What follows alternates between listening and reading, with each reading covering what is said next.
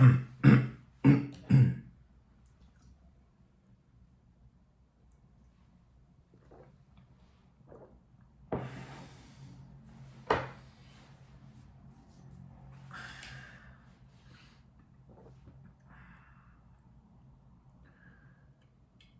pessoal. Como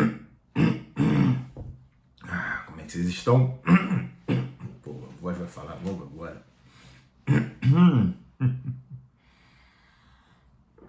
Boa noite, pessoal. Olá, Ana. Tá, o pessoal tá entrando aí, legal. Eu não sabia nem se iria existir uma live, né? Porque acabou esse negócio de live, basicamente.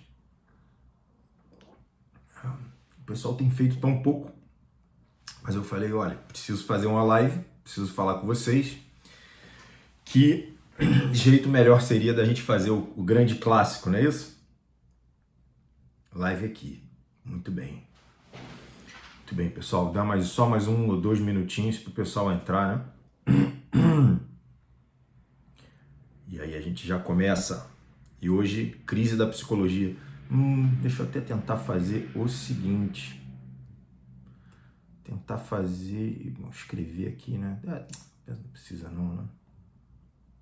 Precisa não. Ah, legal. Olha, a Bruna aí falou que me viu no podcast, né, da Anima. Foi um prazer estar lá. Prazer. Grande convite. Espero que me chamem de novo. Pessoal muito legal, viu? Muito legal mesmo. Conheci todo mundo lá. Além de ser um local incrível. É no Santuário de Fátima, aqui no Rio de Janeiro, no Recreio. Que é uma réplica idêntica do Santuário de Fátima em Portugal, né? Barato isso. Muito legal. Eu conheci a história. Barato. Bom, pessoal, então vamos lá, né? Vamos começar. Faz tempo que a gente não se vê. E hoje sobre a crise na psicologia. O áudio tá bom? Vocês estão me ouvindo bem, né? Tá tudo ok. Maravilha. Maravilha, pessoal. Crise na psicologia, então a gente vai falar um pouco sobre história, né? Vai falar um pouco sobre a história da loucura. A gente vai falar um pouco sobre história da psiquiatria, né? E de como que a esquerda dominou a psicologia. Então isso é uma aula que eu já estou devendo já há um tempo. Muita gente não conhece a história, não sabe por quê. Vocês não sabem por que vocês são esquerdistas, né? Eu duvido que vocês saibam. Bom, vocês vão ficar impressionados aí com a história, né? Então, pessoal, para a gente começar, então, né? O que acontece? Quando a gente fala de história da loucura, isso já desde que o mundo é mundo, desde que tem gente, a gente sabe muito bem que existiram os loucos. Sabe-se lá o que é isso. Sabe-se lá o que é isso. Então, olha, hoje a gente entende a loucura basicamente como a perda do controle dos julgamentos, o julgamento fazendo um juízo imperfeito do que acontece. E a gente vê muito isso na esquizofrenia, não é isso? Então a gente entende que a esquizofrenia, ou nas grandes psicoses e por aí vai.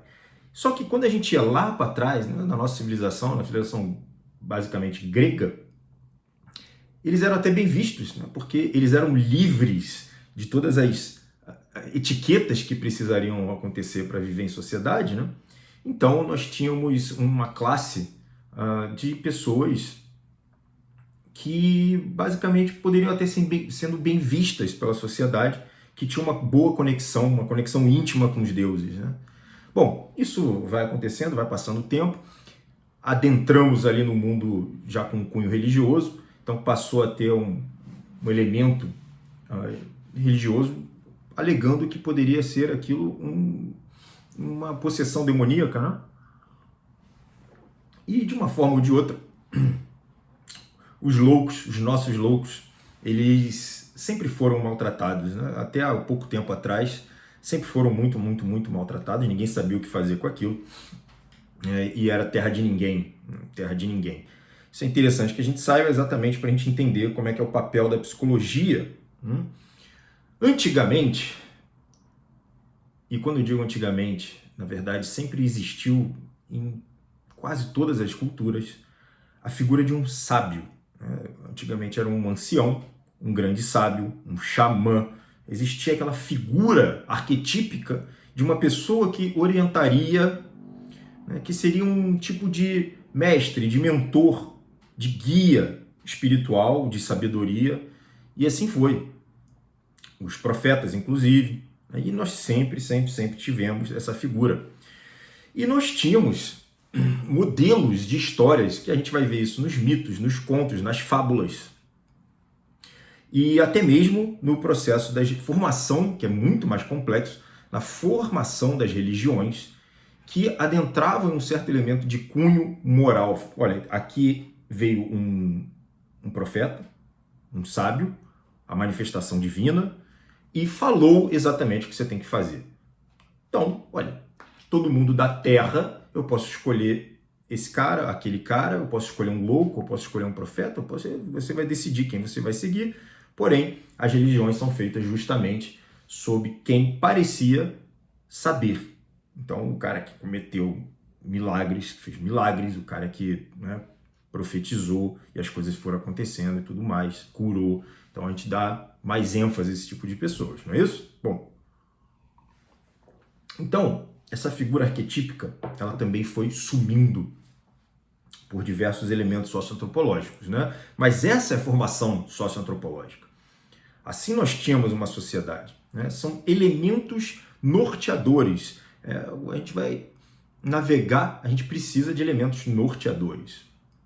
Coisas fixas, sobre as quais eu posso me apoiar para fazer uma navegação na minha vida. Ora, se não tem mais essa pessoa, se não tem uma verdade, se não tem um eixo, a navegação, evidentemente, vai ficar perdida, vai ficar esquisita, vai ficar confusa, e onde todas as direções poderiam, subjetivamente, parecer corretas, né? Olha o perigo dessa história.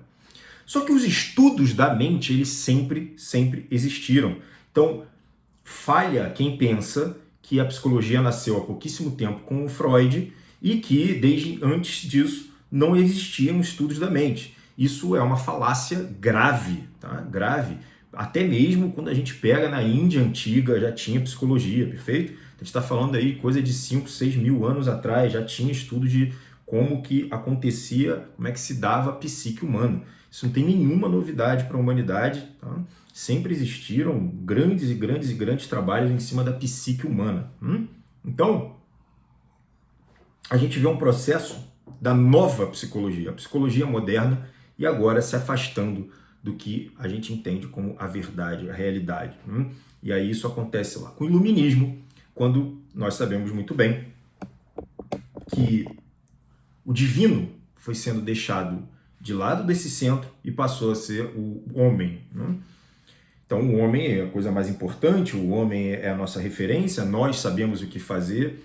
E aí o caráter daquelas pessoas foi sendo moldado coletivamente com uma visão agora antropocentrista. Bom, uma das coisas mais humanas que nós temos são as emoções e os sentimentos, não é isso? Então o que acontecia? Olha, se eu sou o centro e parte do que eu sou, grande parte, justamente minhas emoções e sentimentos, então a gente começa a criar uma referência sobre nós mesmos e nossas emoçõezinhas voláteis, né? Então, vamos dar um exemplo nisso aqui, a gente está falando até, por exemplo, do medo da morte, um medo que é inerente ao ser humano, que precisa ser muito bem refletido, meditado, para que aquilo tenha alguma chance de deixar de ser um medo acapachante, paralisante, né? Então, a psicologia atual, ela vai ser destituída do que nós entendemos da realidade. Isso eu vou explicar ao longo dessa aula, o processo, como é que vai ser. Perfeito? Então, percebeu que a religião forma a moral. A moral está sendo afastada, de uma certa forma, da religião, da psicologia, perdão. Certo? Então, uma psicologia que afastou da religião, que afasta da filosofia, que afasta até mesmo da moral. E quando eu falo moral, pessoal, uma coisa que é importante, vocês sabem, não é aquele cara corretinho, que age todo certinho. Não é um moralista, não é a mesma coisa. Questões morais é sobre você fazer o que é certo. Então, muitas vezes, você se alimentar direito é um problema moral. Se você vai ficar com aquela pessoa ou não, é um problema moral, certo? Se você vai acordar cedo, se você vai para tal lugar, vai fazer uma atividade física, são problemas, muitas vezes, que a gente pode até entender, né? ontologicamente como um problema moral, certo? Então a moral é um grande campo da filosofia, né, que precisa ser muito bem estudado, perfeito? Precisa ser refletido e é difícil. Se você for extremamente moral, teoricamente, você está no bem, você não sofre, né? Então a gente vê essa movimentação, esse afastamento do homem da religião e da própria moral, tal como a gente conhecia, né, a moral atemporal, que não muda pelo tempo. A gente vê isso lá com os iluministas, né, século XVIII, Voltaire principalmente, com essa liberdade da moral religiosa, né, com essa ideia antropocêntrica. E aí nós temos vários outros, Rousseau, Locke, e vários outros iluministas, mas esses são os nomes principais, né? E aí a gente entende que tem uma grande contribuição de quem a gente, né, adora, é a figura mais representativa da esquerda, que é Karl Marx, não é isso? Bom, então ele fala sobre a tal da consciência de classe, e ali começa uma grande batalha no mundo, não é isso? Então agora a gente entende que os sofrimentos da sociedade têm um inimigo, a burguesia. Eu tenho uma consciência de que existem classes e que uma é opressora e a outra é oprimida, né? Então a gente começa a fomentar ainda mais a discórdia. A gente começa a aumentar e fomentar o vitimismo, não é isso? Um agora é autor, o outro é vítima, oprimido e opressor. Opa! E aí a gente começa a entrar em discórdia, a gente começa também a se afastar das ideias econômicas anteriores, aí adentrar em dois outros sistemas, que é capitalismo e socialismo, né, o comunismo, e que naquela época parecia uma bela ideia. Naquela época era uma coisa que, olha, poderia ser a grande solução da humanidade, né? Mas eu teria de ignorar a realidade tal como a gente concebe pelo fato de que teria de se afastar da realidade, das coisas que já estavam dando certo economicamente. Perfeito? Bom, então tudo bem. Vamos lá. A gente ainda não conhece esse sistema, estava no início. A gente só sabe que com esse modelo de luta de classes, muito proximamente começou a ter manifestações dos países e dos povos como expressões, por exemplo, de imperialismo, de totalitarismo. Começaram a aparecer imperadores, ditadores e grandes impérios expansionistas, né? Então, o totalitarismo começa a aparecer no mundo inteiro, né? Ok. Nesse período, lá para o finalzinho do século XIX, o Wilhelm Wundt é um cara que funda a primeira faculdade de psicologia. Foi na Universidade de Leipzig, perfeito? E esse cara, ele era filósofo e ele era médico. Tá? Então, é o que mais tinha de próximo de um psicólogo. É um cara que estava no campo da cura e no campo da reflexão, certo? Então, a psicologia, ela nasce primariamente da medicina, dos neurologistas, né? O pessoal que estava estudando, estava olhando para o cérebro, eles também tinham pequenos momentos, né, de contemplação da psique, mas ainda era uma visão extremamente científica, né? Ainda era aquela visão, olha só, o ser humano tem que ser assim, agir, vamos tentar olhar. O cientificismo tinha tomado conta do mundo e todo o resto, todo o campo da religião era agora um tipo de vergonha. Então, o Wundt, ele começa uma visão totalmente experimental e social da psicologia. Ele saía do pressuposto de um olhar, primeiramente, experimental e depois social. Como é que o ser humano se comporta na sociedade, né? Então, as abordagens eram majoritariamente psicofísicas.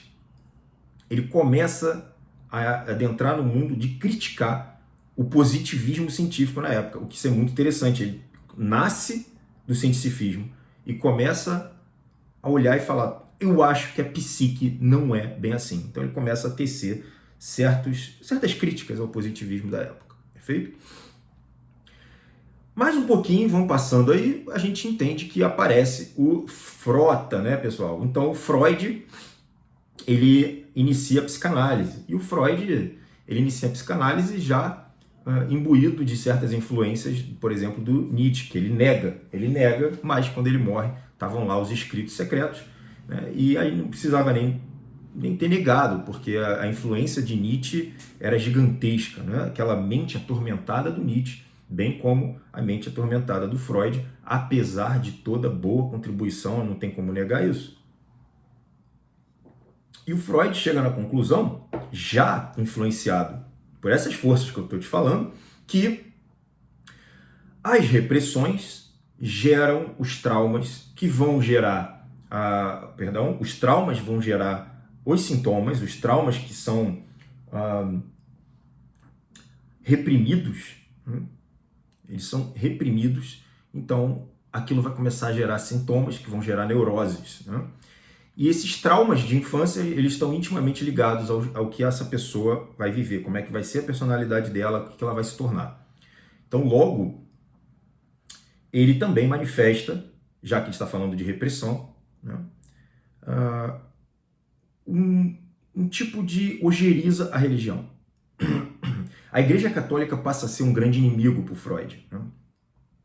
Ele tem uma visão antirreligiosa da coisa, completamente religiosa, antirreligiosa. A igreja passa a ser um tipo de força repressora a que ele vem a falar que muitas vezes é irrevogável. Tá? Era irrecuperável, não tinha como. Tá? Olha, esse cara aqui, ele está tão reprimido pela igreja que esse cara aqui não dá para recuperar. Ele chega a falar isso. Tá? Então a gente tem a psicologia completamente afastada da filosofia clássica e muito ligada à filosofia moderna, né? Muito ligada a esses autores modernos que a gente conhece muito bem. Um deles, evidentemente, é o Nietzsche, mas a gente pode estar pensando aí em vários outros, Kant, Schopenhauer e por aí vai. A partir dali começam a surgir outras teorias, como é o behaviorismo, que trata o ser humano como um tipo de máquina, um instinto animal, né, responsivo a estímulos, né? E depois passa a ter os primeiros passinhos da psiquiatria, tal como a gente conhece, que evidentemente tem como uma das ferramentas a medicação, né? A medicação. Então eu sei que a maioria aqui ou é psicólogo, ou terapeuta, ou são interessados em psicologia, não tem tantos aqui psiquiatras mesmo, tem alguns, mas os psiquiatras são de formação médica e se dotam de remédios para tratar o paciente. É mais uma ferramenta. Daqui a pouco eu comento sobre isso. Aí chegou um cara chamado Franco Basaglia, um italiano, né, que ele dizia que o psiquiatra e o louco eram iguais. Era basicamente a mesma coisa. Tá? Ele falou assim, olha, essa psiquiatria que vocês estão fazendo aí, tratando esse cara como louco, vocês também são loucos. Eu estou vendo que vocês se misturam. Os manicômios, não dá para diferenciar quem é quem, né? Os manicômios eles só existem por dinheiro. Então ele começou essa visão progressista dos tratamentos que eram dados, né? Que tinha muita questão do manicômio. Eram instituições que guardavam, né, os tais ditos loucos. Perfeito? Isso basicamente existe até hoje, embora pela nossa lei não tenha mais esse nome, já estejam escassos, basicamente se tornaram outra coisa, não é mais um manicômio, tá? Depois da reforma psiquiátrica. Então, pessoal, a gente percebe que desse mundo da esquerda, ela em nenhum lugar ela adentrou tão firme, ela tomou conta tão firme do que da França. A gente sabe que a França é um ícone da esquerda, né? Quando ela fala lá do lema do liberté e égalité, a gente percebe o quanto que isso é uma loucura. E tem que ser uma loucura, e a esquerda nasce de uma loucura. Ora, como é que você vai ter a liberdade e a igualdade ao mesmo tempo? Se eu sou livre para ser diferente. Se eu sou igual, eu então não sou livre. Eu preciso ser igual. Perfeito? Então são conceitos opostos que se anulam, né? E assim nasce uma pátria, né, que evidentemente está em franca decadência, visto o que já foi outrora, né? Nós temos também um autor dessa mesma época, que Jean-Paul Sartre, acho que todo mundo conhece, né, que, ora, sofre profundas alegações de que era um pedófilo, né? Não posso falar, enfim. E isso é em 1950, né?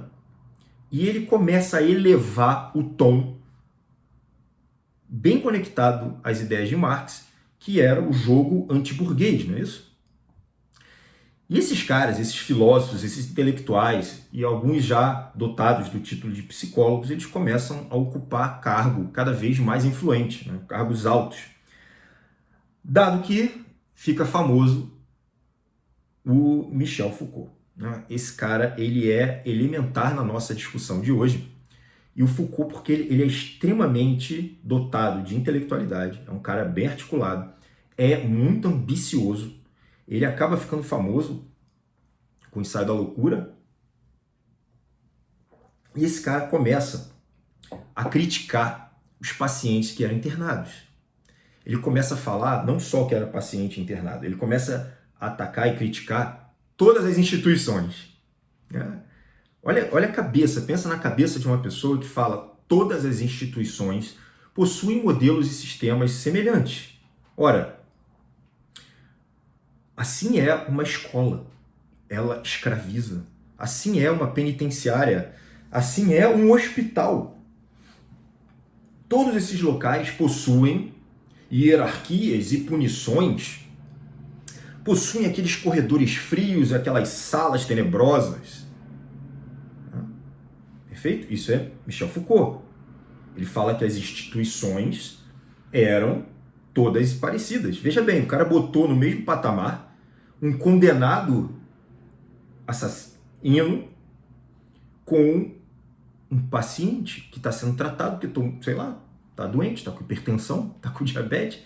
Eles estão em instituições, mas na loucura desse cara, a gente percebe que existe uma crítica à instituição. E isso fica marcado no nosso caminho do brejo que a psicologia foi. Perfeito? Ele começa a tecer, então, uma crítica dizendo que a loucura era exatamente como a lepra era no passado. Era uma crítica que falaria assim, olha, essa loucura que esses caras se encontram, ela vai ser definida não pelo médico, mas por conceitos sociais. Então, cada um pode dizer como é que funciona a sua própria loucura, né? É tudo muito subjetivo, que é uma característica típica do esquerdista, não é isso?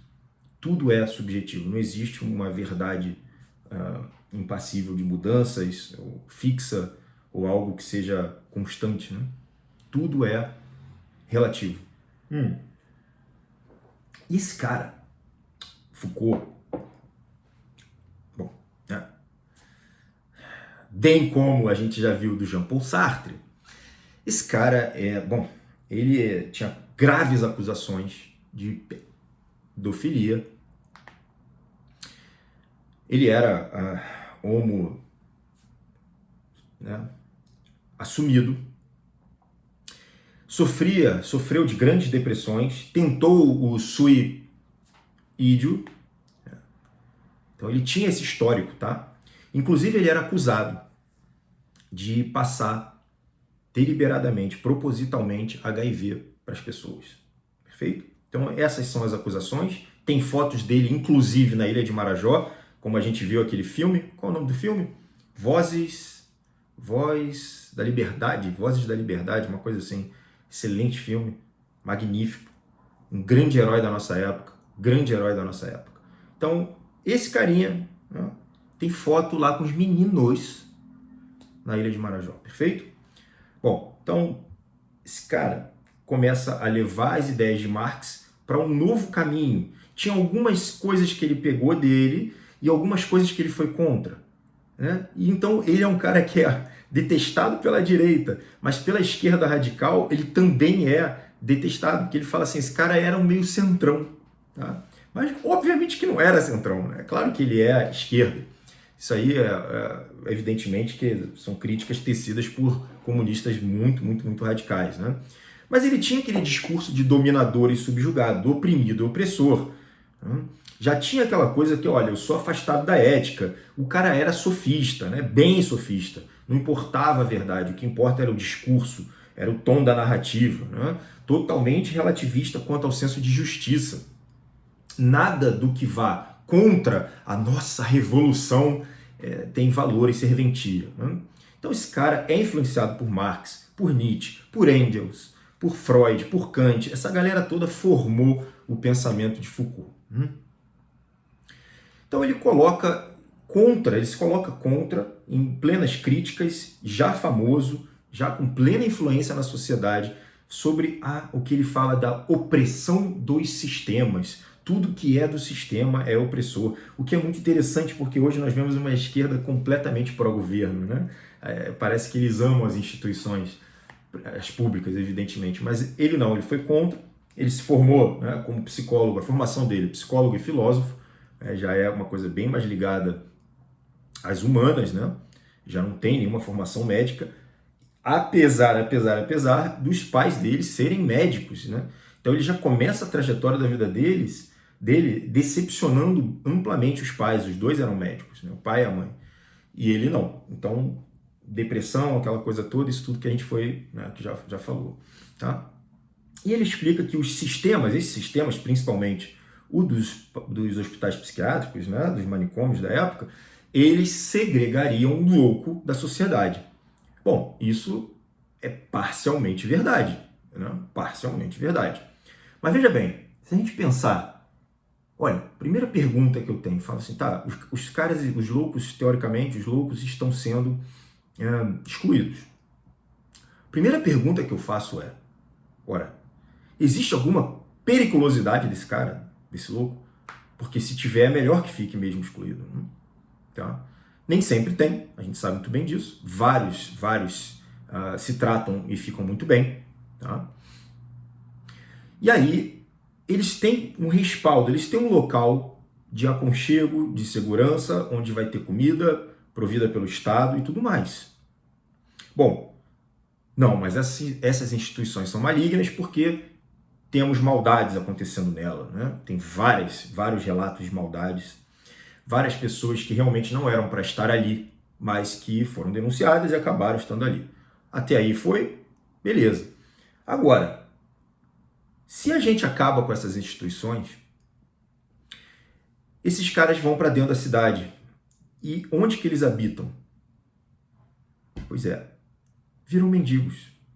A maioria dos mendigos que você conhece, eu estou aqui no Rio de Janeiro, uma das cidades que mais tem mendigo do Brasil, se não do mundo, tá? Tem uma população de rua gigante, e grande parte disso foi por conta da reforma psiquiátrica. Tiraram vários esquizofrênicos dos hospitais e jogaram nas ruas para eles fazerem o tratamento em que eles podem ir a hora que eles bem entenderem. Agora, não precisa nem dizer. Será que eles vão? Eu não sei se vocês já trataram esquizofrênico, bipolar. A ideia é, de praxe, a lei é que eles não querem tratar. Então, eles acabam entrando em surto com muito mais frequência. Tá? Então, a meu ver, e ao haver de grandes psiquiatras de um conselho, inclusive das associações, tem um olhar contra isso, essa reforma psiquiátrica. Olhar contra. Porque parece que eles ficaram sem respaldo. Tá? Mas olha assim, o local é ruim? O local era ruim. Eu trabalhei em manicômio. Né? Eu trabalhei um pouco mais de um ano. Realmente era muito feio, era abandonado. Mas ele já era assim por conta de ser municipal. Quando era federal, tinha um pouco mais de verba, mais estrutura, era melhor. Então o caso não é acabar com a história, mas, né, enfim, poderia melhorar. Mas vamos lá, vamos seguir. Né? O papo não é bem esse. Então os comunistas, eles são amplamente contra as instituições, né? O que eles consideram os encarceramentos em massa, inclusive a escola, o hospital, e tudo mais, as penitenciárias e tudo mais. Perceba então, quando você pega Marx, Foucault, Freud, você começa a entender que o que brota no seu peito é um sentimento de vítima. Você passa a ser um indivíduo que foi vítima de uma classe, vítima do sistema, certo? Então Freud, ele, quando escreve o Mal da Civilização, ele fala, olha, a civilização não tá mal porque a gente precisa se reprimir para viver em sociedade. Basicamente, tudo que eu tenho que me reprimir para conviver na sociedade é o que me gera um mal-estar. Então, quando você pega até mesmo as ideias de psicanálise junto com o Marx, eles falam, inclusive, que a mais-valia, né, que é o lucro, vamos dizer assim, a mais-valia seria o tal do gozo, né, o gozo do neurótico. Né? É interessante isso. Interessante, claro que isso não é fundamentado. Freud, ele teceu críticas ao comunismo, isso é importante que vocês saibam. Ele teceu críticas ao comunismo, mas ele é uma das peças-chave da crise da psicologia. Né? Muito bem, então, Foucault ele realmente vai ser uma das peças-chave, né, como a gente está vendo, para a luta antimanicomial que aconteceu no mundo, sobretudo o que aconteceu no Brasil. E essa reforma, a reforma psiquiátrica, a luta antimanicomial, foi totalmente conduzida pela esquerda e é até hoje. Tá? Conseguiram passar as leis. E aí a gente pega esse gancho, entendendo que toda a reforma que aconteceu aqui no Brasil tem ligação com o Franco Basaglia, né, aquele psiquiatra italiano que começou a expor essas ideias em 1960, mas que aqui, na lei mesmo, só foi aparecer em 2001. Né? Mas começou o processo uma ou duas décadas depois. Então, em 1970, né, começou realmente a expor essas ideias do Franco Basaglia e nessa reforma psiquiátrica que deveria acontecer. Então, vamos agora volta para o Brasil aqui. O que estava acontecendo em 74? Né? 74. Era ditadura militar, né? Que caía o Médici para entrar o Geisel, né? Que era já bem mais moderado, aquela visão bem mais moderada. E nesse momento, todas as forças populares se levantavam contra a ditadura. Né? Por quê? O que aconteceu? Olha, a ditadura era conhecida, né? Todo mundo falava, estava na boca do povo, que era a tal da tortura. Né? Então, os grupos de esquerda se levantavam e falavam, olha, a gente não está indo contra um esquema político, a gente está indo contra o mal, a gente está indo contra quem tortura. Então, aqui deu uma grande abertura política. Pensa que durante a fissão desses dois blocos há uma abertura política. E ali começa aquele vagaroso processo de redemocratização no Brasil. Né? E é um momento marcado de greve, né? Formação de sindicato, ali se forma a OAB, né? O movimento estudantil. E aí, Claro, até a Igreja Católica, que já estava infiltrada, ela também começa a aparecer aqui nesse cenário contra o regime político. Então, basicamente, vocês têm que entender que foi realmente todo mundo contra, né, do ponto de vista de movimentos, todo mundo que estava aparecendo. Você tinha um grande bloco que não ia contra, mas não tinha voz, perfeito? Então, esse é o cenário. Nesse momento surge o nosso querido batráquio, nefasto, demoníaco Lula, né? Luiz Inácio Lula da Silva, não é isso? O batráquio demoníaco. E aí, os psicólogos dessa época, eles começaram a se reunir. Né? Cenário político mudando e os intelectuais borbulhando em várias reuniões. E eles começam, então, a se reunir e discutir política, um monte de coisa acontecendo dentro da própria psicologia. E eles falavam, os psicólogos da época falavam sobre como deveria ser a vida na sociedade. Então, lá nos anos 80, os conselhos de psicologia, eles foram já sendo formados com manifestação de esquerda. Percebe? Os psicólogos começaram a se envolver dentro das empresas para olhar a dinâmica empresarial e eles começaram a se envolver nos sindicatos. Tá? Curiosidade, pessoal, nessa mesma época, nos anos 80, era onde também foi formado o Comando Vermelho, tá? Lá na prisão de Ilha Grande. Não sei se vocês conhecem Ilha Grande, uma ilha linda, maravilhosa, uma praia bonita pra caramba, que tinha um presídio, que era um presídio isolado do resto da cidade, né? Dá umas 3 horas daqui, ainda é uma ilha. Né? E ali foi desativado, mas o Comando Vermelho tem esse nome justamente porque a ideia era fazer um comando comunista para a tomada de poder. Só para vocês terem noção do que estava na época ainda em ditadura. E a ideia, evidentemente, morre quando entra o estilo de financiamento que teve no Comando Vermelho, que é, vocês sabem muito bem, é até hoje, que é a cocaína. Então, quando entrou a coquinha, eles ficaram ricos. Então, não fazia mais sentido agir contra o Estado, mas agir com o Estado. Aí vocês vão ver isso aí nos filmes que vocês conhecem muito bem aí, né? Tropa de Elite, sei lá o quê. Perfeito? Então, esse era o Brasil da época. Esse era o Brasil da época.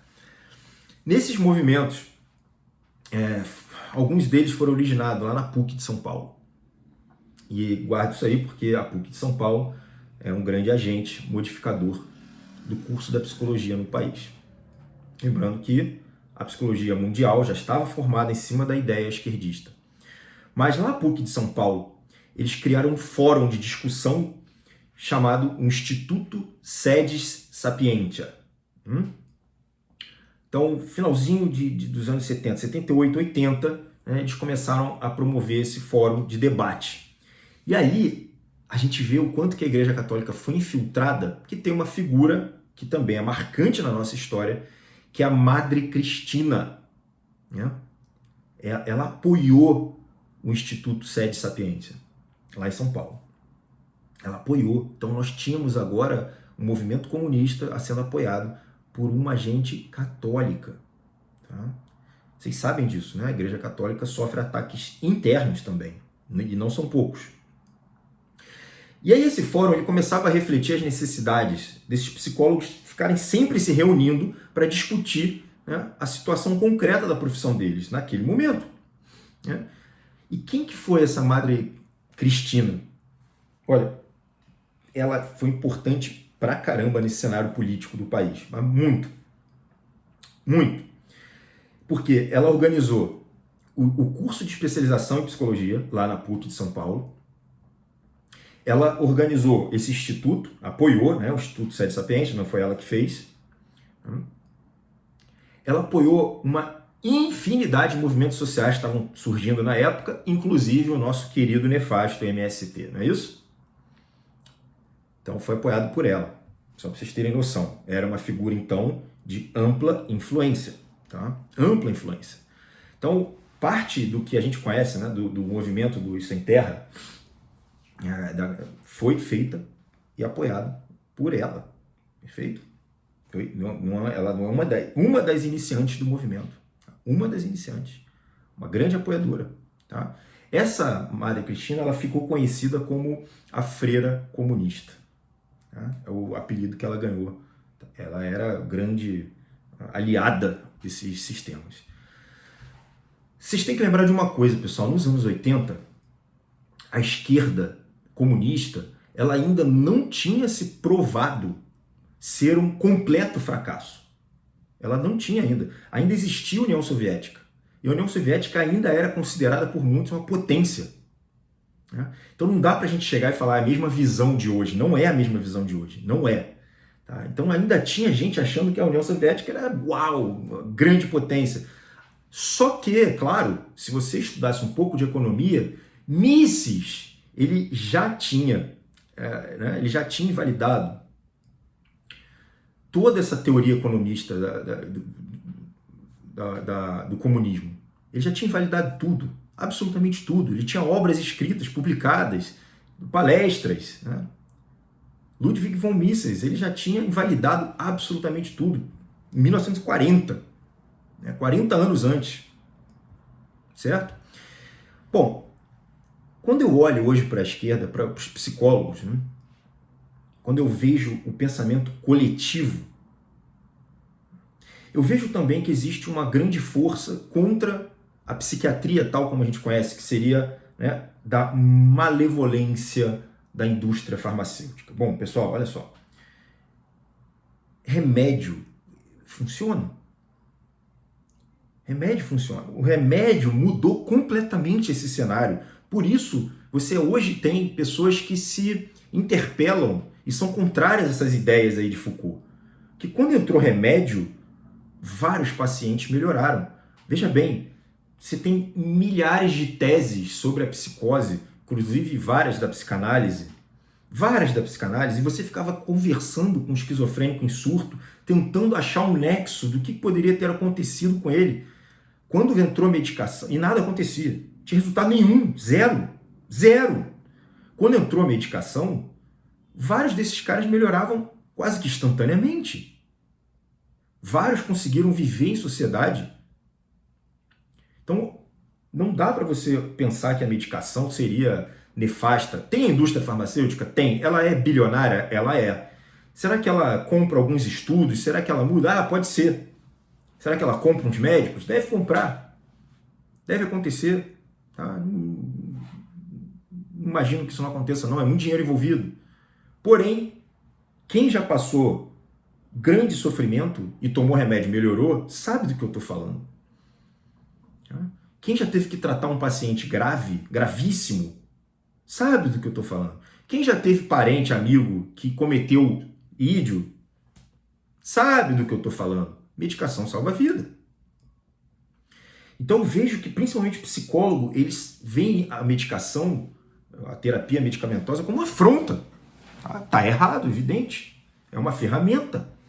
Medicação é uma ferramenta. Não vou fazer uma abertura sobre esse diálogo da indústria farmacêutica, daria, mas não vamos fazer isso. Vamos seguir a nossa crise da psicologia. Então essa tendência do psicólogo à esquerda, né, ela está ligada a uma tendência extremamente intelectual, que vocês psicólogos são grandes intelectuais, só que desprovido da religião e da consequente moral religiosa. Quando você tem isso, você gera em você uma soberba humana muito grande, de que você poderia vir a salvar uma sociedade, você poderia vir a mudar e criar uma tendência salvadora da sociedade. Né? Como? Através das nossas pautas sociais. Nós vamos dizer, nós vamos fazer a revolução, nós vamos, de fato, orientar e mudar, porque a gente sabe mais até mesmo do que os economistas sobre economia, nós sabemos mais do que os políticos, esses caras estão todos enviesados em comportamentos neuróticos, e eu estou vendo isso tudo. Então a filosofia é desprovida da filosofia clássica e imbuída da filosofia moderna, ela leva isso aí, tá? Ela vai levar a nossa própria doença, perfeito? E é isso, pessoal, tá cheio de ideologia. A psicologia ela tá repleta de ideologia. E a ideologia, ela por si só, ela é maligna. Por quê? Por quê?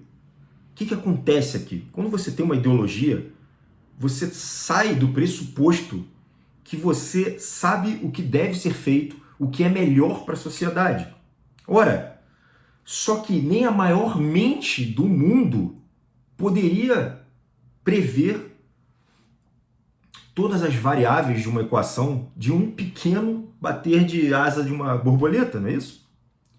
Imagina você fazer uma revolução contemplando todas as variáveis de tudo que poderia vir a acontecer. Cara, isso é narciso, isso é narcisista. Você achar que pode mudar uma sociedade é narcisista através de uma ideologia que você acha que pensou. Esse é o grande erro de Karl Marx. Muitas e muitas vezes você vai pegar ideologias, tal como talvez você tenha visto lá no comunismo quando você tinha 15, 20 anos de idade, e aquilo parece mais coerente do que a realidade. Só que não funciona na realidade, na prática não vai funcionar. E isso já se provou.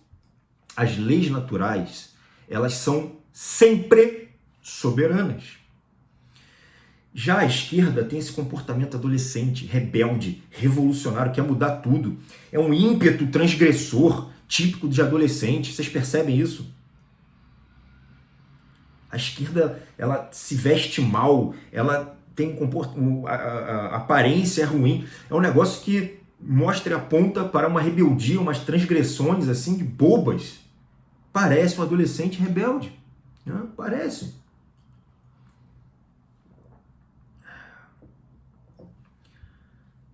Então,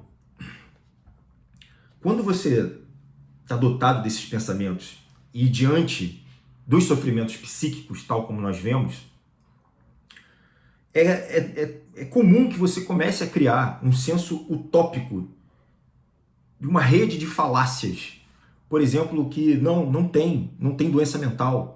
É tudo criado pela gente, é tudo uma percepção. Não, é a própria sociedade que está doente, não você. Como se você não fizesse parte dessa sociedade. Ora, quem é a sociedade se não você? Não tem maluco nenhum. Você que está impondo os seus padrões e seus julgamentos, né? Os seus diagnósticos que você está dando, eles são rótulos injustos ao meu ser. Ora, coitadinhos, né? Coitadinhos. Não podemos nem mesmo tratar porque são considerados as vítimas de outras classes. Bom, e aí esses excluídos, eles precisariam ser acolhidos, né? Mas algo também bizarro começa a acontecer. Você não pega os excluídos, os marginalizados e inclui. Essa seria a inclusão que eles falam tanto. Mas isso vai muito além. Você pega esses caras e tenta tornar eles centrais na sociedade. Nesse momento, se você pega o cara que está marginalizado, você vai ter lá as diversas classes que eu não vou falar aqui, mas né, a gente pode falar dos mendigos e os bandidos, esse a gente pode falar. E você não só coloca eles para dentro, como coloca eles no centro, que é o que a gente está vendo, por exemplo, no Netflix. A bandidolatria, ela tá na televisão, nos jornais, na cultura. Várias mulheres preferem estar com os bandidos. Né? Então você vê vários bandidos fazendo sucesso amoroso, romântico. Os golpistas, os narcisistas nunca fizeram tanto sucesso. Né? A bandidolatria. A gente está vendo isso em todos os lugares.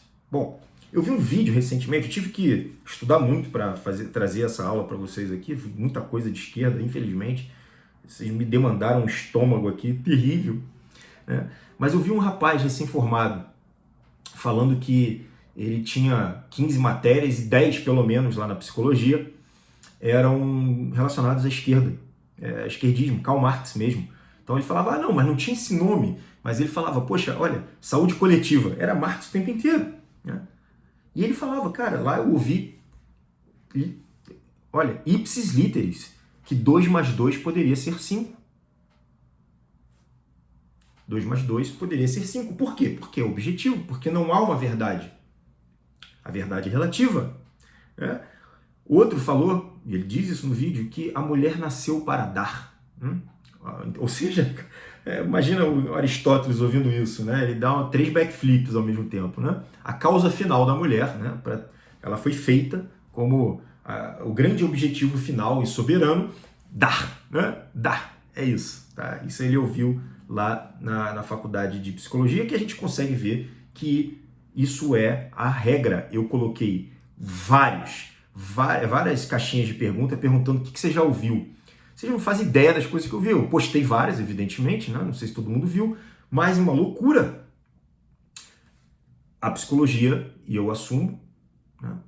Eu estou aqui dizendo, alegando, estou intimando que hoje a psicologia ela está desprovida de inteligência. É isso. Ela realmente está distanciada da verdade. Claro que o caminho moral iria levar à verdade, é claro que precisa muito mais do que isso para contemplar a verdade, mas essas práticas não estão sendo consideradas na psicologia.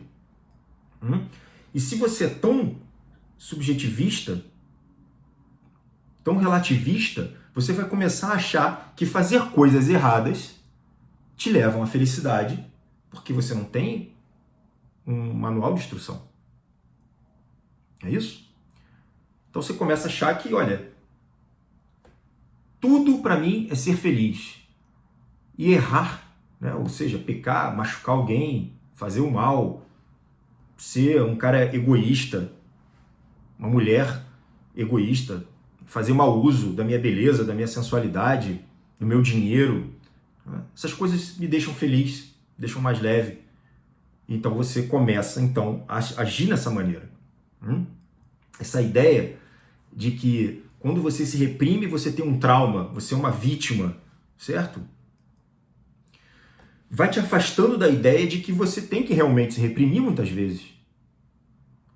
Quando você vai na religião, você tem várias vezes, você vai ter que se reprimir para você não só viver em sociedade, mas também contemplar um lado que é inerentemente ligado a todas as potências humanas, que é o lado de ligação com o divino. O ser humano é um ser social, mas é um ser religioso. A gente coloca coisas no topo, né? Então, se eu quiser falar assim, olha, eu vou fazer o que me dá vontade. Bom, eu estou com vontade de sair voando, eu posso fazer isso? Então, o desejo, ele está sendo supervalorizado quando ele, na verdade, é um grande abismo, é uma armadilha, é complicadíssimo de você agir pelos teus próprios desejos, certo? Isso Kant brilha na hora que ele fala que liberdade é poder escolher, e se eu quiser escolher fora das minhas inclinações e dos meus desejos, é aí sim que eu sou um cara livre. Então, essas ideologias sem Deus são muito complicadas. Leva à destruição. E a gente viu o mundo entrando, né, no imperialismo depois Primeira e Segunda Guerra. Ué, o que vocês esperavam? Né? E eu pergunto para vocês agora, o paciente de vocês, se vocês têm aqui paciente, né, vocês acham, vocês sentem que eles são oprimidos por classes? Vocês têm esse sentimento? E se eles sim, olha, de fato, eles são oprimidos por classes, que classes são essas? Será que a gente está falando do homem branco, hétero? Grande inimigo? Será que a gente está falando do rico? Porque assim é grande parte da psicologia. Talvez vocês não estejam contemplando o ponto final, a ponta do iceberg, mas lá para dentro, como eu mostrei, pela história da psicologia, é isso aqui. No final das contas, nasce sob a ótica da luta de classes, dos traumas, da vítima. E se não for luta entre classes, é luta entre família. E quem é o oprimido de hoje? Aí entra aquela bandeira toda, LGBT, blá, blá, blá, e mulheres, né, e negros, e todo mundo é oprimido, menos o grande inimigo, o homem branco hétero. É assim que funciona? Pensa aí, né?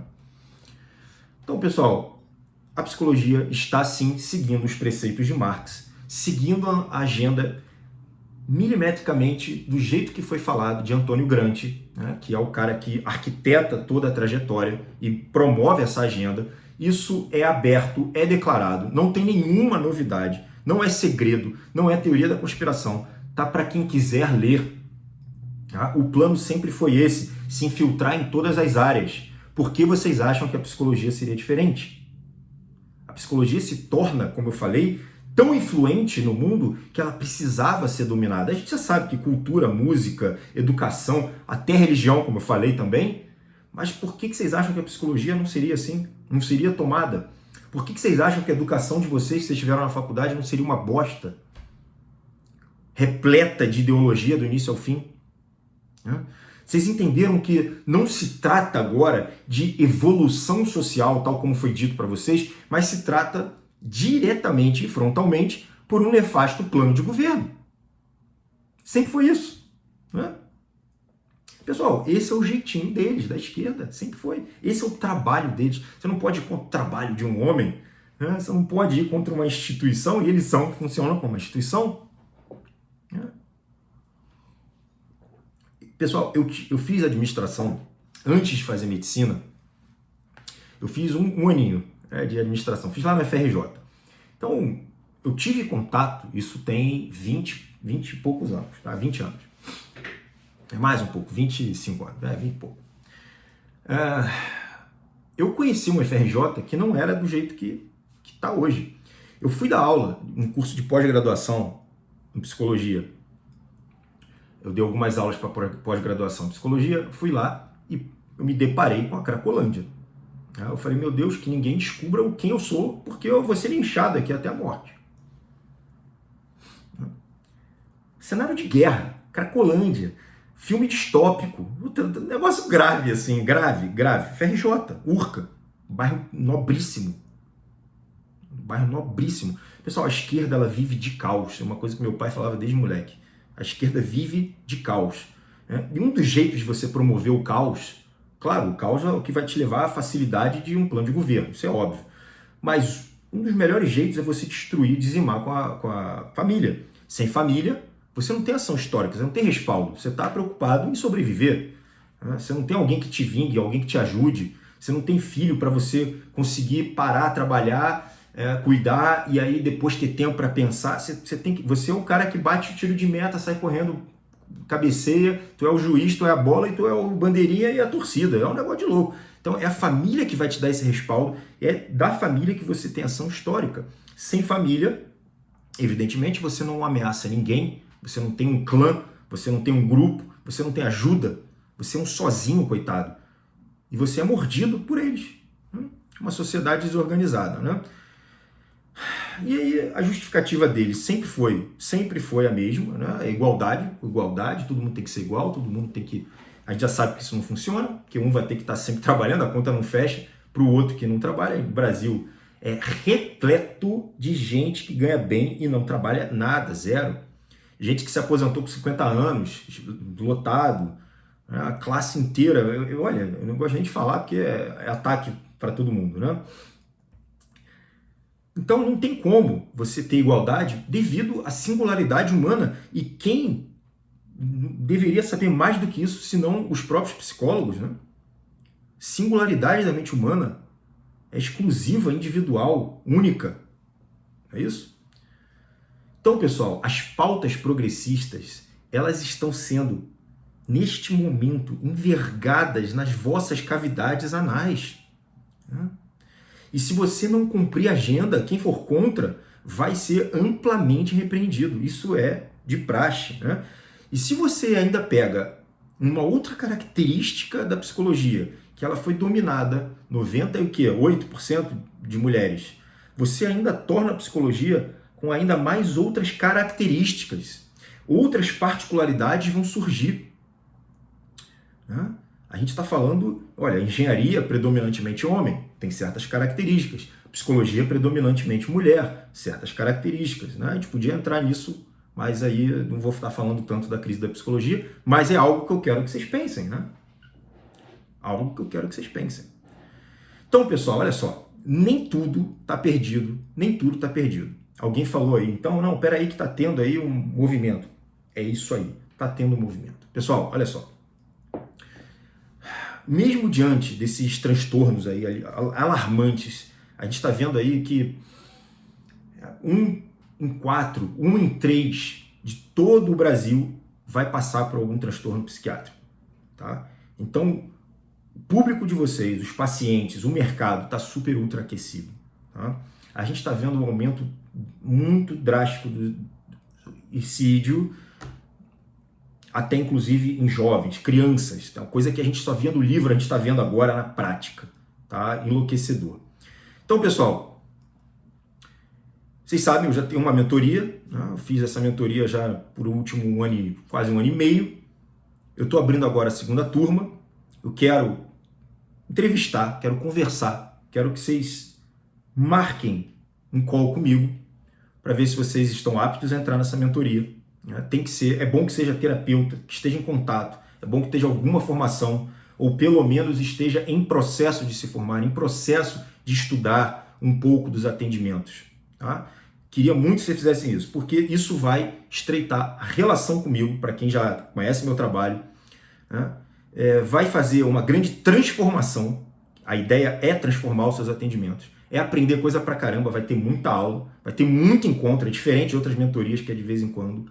Tá? Então comenta aí, eu quero, pode mandar agora, pode mandar depois no meu direct, que vai aparecer um WhatsApp, vocês vão marcar um call comigo, perfeito? Então, você já sabe, já me conhece, tem mais de 20 anos aí atendendo, já tem bastante tempo aí de mentoria e vai acabar a live, tem 30 segundos, eita ferro. Né? E escreve aí então, começa a se preparar, tá? Vai ter bastante material, bastante coisa para fazer, muito estudo, mas vai ser muito legal, vou pegar na mão e vou seguir junto com vocês. Então comenta aí, eu quero, ou depois só mandar um direct, beleza? Olha, o call é sem compromisso nenhum, gratuito, vai ficar comigo ali 20, 30 minutos, tá? Não muito mais do que isso não, tá bom? Então é isso, pessoal. a gente vai começar a se ver bastante nos próximos dias. E boa noite, já vai acabar aqui. Um forte abraço para vocês. Tchau, tchau.